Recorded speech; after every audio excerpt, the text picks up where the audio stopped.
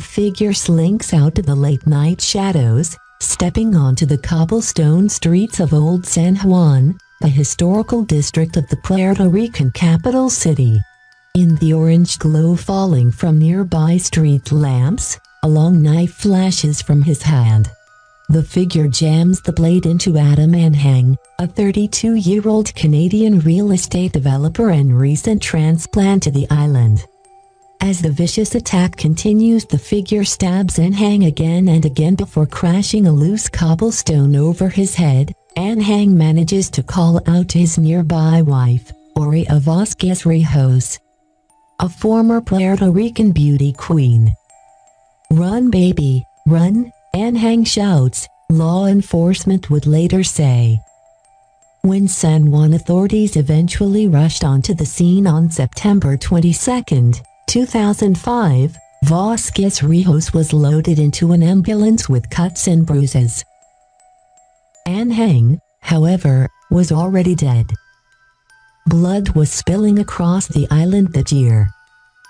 In 2005, Puerto Rico notched 766 homicides, a murder rate that was 3 times that of New York, NBC's Dateline reported in 2008. Anhang's death was originally thought to have been another part of this violent wave, a robbery gone bad, until the victim's family realized the young man's money was still on his body. The curtain was only rising on a saga that would play out across the globe for more than a decade. An innocent man would be arrested and convicted of the murder. Private investigators would snoop through European cities. The complex red tape of international extradition law would cause endless delays. And a clever trap would be sprung by authorities, leading to more red tape and court dates and waiting. But finally, the contorted criminal case stemming from Anhang's death came to an end last week.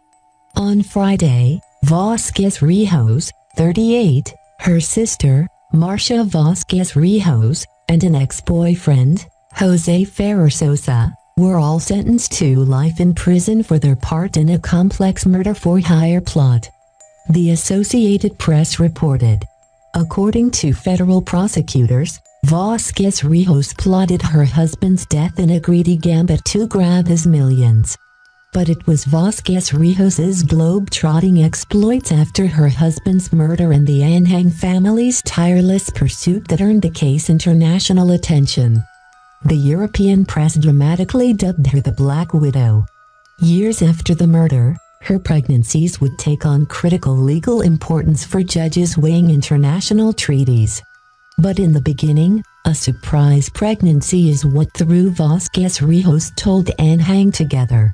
Anhang had come to Puerto Rico after a remarkably successful career. The son of an attorney in Winnipeg, Anhang had always seemed pointed toward the business world. He showed up to his first day of kindergarten with a briefcase, just like his dad. His mother, Barbara Anhang, told Dateline in 2008. "I never remember him as a little boy," his father, Abe Anhang, said in the same interview. "He was a little man." Anhang graduated from the University of Pennsylvania's Wharton School of Business. He found early success running a number of startups, including a gambling software company. With a financial windfall from those ventures, he moved to Puerto Rico in 2004 with an eye toward developing condo and hotel projects on the island, according to Global News. Early in his time on the island, Anhang met Vazquez Rijos, a widow and former beauty contestant who had once been crowned Miss Puerto Rico Petite, Global News reported. The two quickly became an item, moving in together in late 2004. Then, in early 2005, Vazquez Rijos hit Anhang with the surprise she was expecting a child. A devout Catholic, she and her family reportedly told her boyfriend that marriage was the only option. Anhang and Vazquez Rijos wed in a small ceremony that March. Anhang did not even tell his family up north he was getting married. Soon after, Anhang learned there was no pregnancy. He felt the baby had been a ploy to force a wedding. He told me that there was no baby and that he felt like he'd fallen for the oldest trick in the book, a friend told Dateline. Anhang made a go of his new union. He reportedly bought Vazquez Rijos a nightclub to run called a Pink Skirt. But the relationship nosedived within a few months. Anhang told his wife he wanted a divorce. She reportedly resisted a split. Anhang began to worry for his safety, and even hired a bodyguard. Adam had expressed that he had fear of her underworld knowledge. Another friend told Dateline, "I guess she had these shady characters that are in some way drug-related that would come down to her business." Those tensions appeared to lift on September 22, 2005, when Vazquez Rijos asked Anhang to dinner to finalize a divorce settlement. He went alone without his bodyguard and dined with his wife at a restaurant in Old San Juan. As the couple strolled the cobblestone streets, the killer pounced. Following the murder, Anhang's father traveled to the island. 3 weeks after the death, police arrested a 22-year-old restaurant dishwasher named Jonathan Roman Rivera who matched an eyewitness description of the attacker. The National Post reported at the time. 2 years later, Roman Rivera was convicted of Anhang's death and sentenced to 105 years in prison. But as Anhang's family began to learn more details about their son's crashing marriage, they were convinced the man implicated by Puerto Rican authorities was innocent. No physical evidence linked Roman Rivera to the crime. If robbery had been the motive, why wasn't Anhang's money taken? "I knew there was a terrible miscarriage," Anhang told Global News. This young man had no reason to do what he did. She had every motive in the world. Money was that motive. The family failed.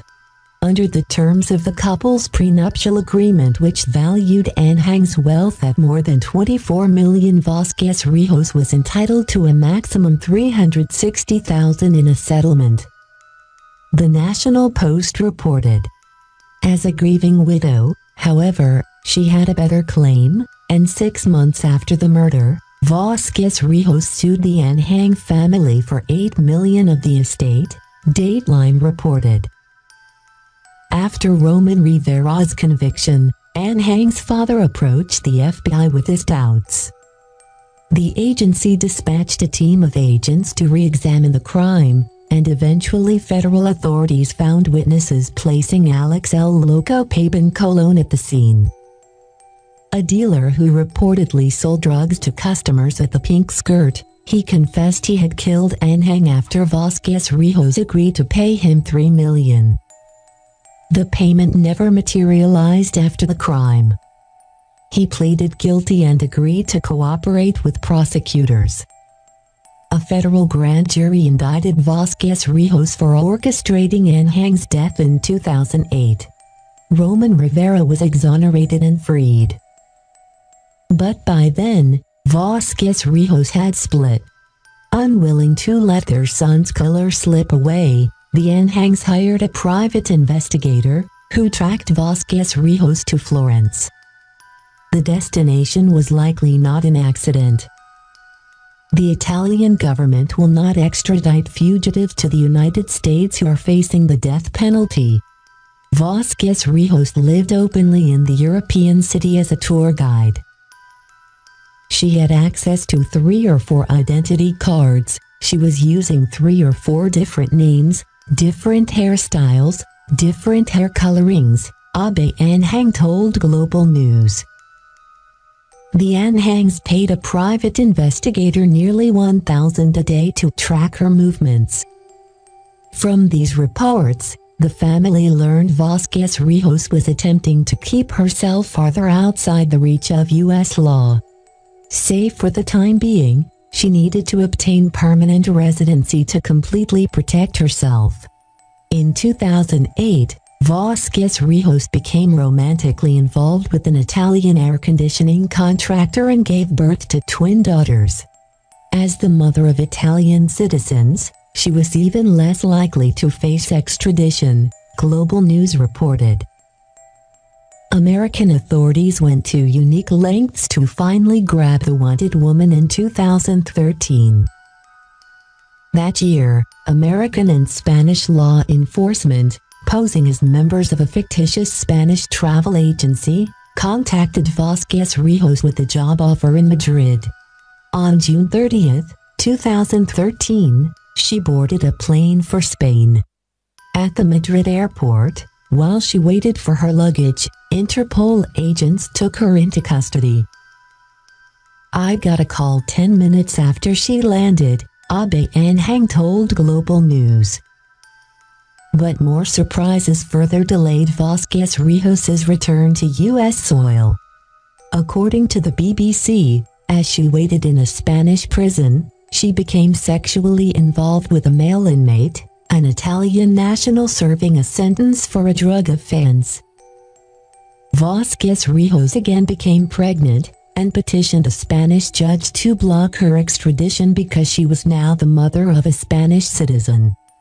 After 2 years of court dates, and after U.S. prosecutors promised not to seek the death penalty, Vazquez Rijos and her 1-month-old daughter boarded an FBI jet for Puerto Rico in September 2015.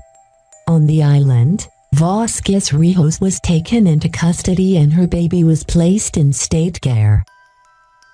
Vazquez Rijos' twin daughters remained in Italy with their father. Vazquez Rijos and her 2 accomplices, her sister, Marcia, and her ex-boyfriend, Sosa, went to trial last August. Federal prosecutors showed how the 3 orchestrated the crime, offering pavlich money for the murder, while Anhang's wife set the trap by asking him to dinner. Witnesses recounted how after pavlich stabbed and beat Anhang, Vazquez Rijos had him knock her to the ground, so as to avert suspicion. On October 3, 2018, a jury found all 3 defendants guilty of murder for hire. Last Friday, 12 years of ugly suspicions and painful delays and thorny international legal fights ended with a federal judge's decision to send the 3 defendants to prison for life. The sentencing was announced in the San Juan courthouse not far from the cobblestone street where Anhang bled out, the AP reported. "Are you happy now?" Vazquez Rijos reportedly called to Anhang as he left the hearing. "Shut up," the grieving father replied.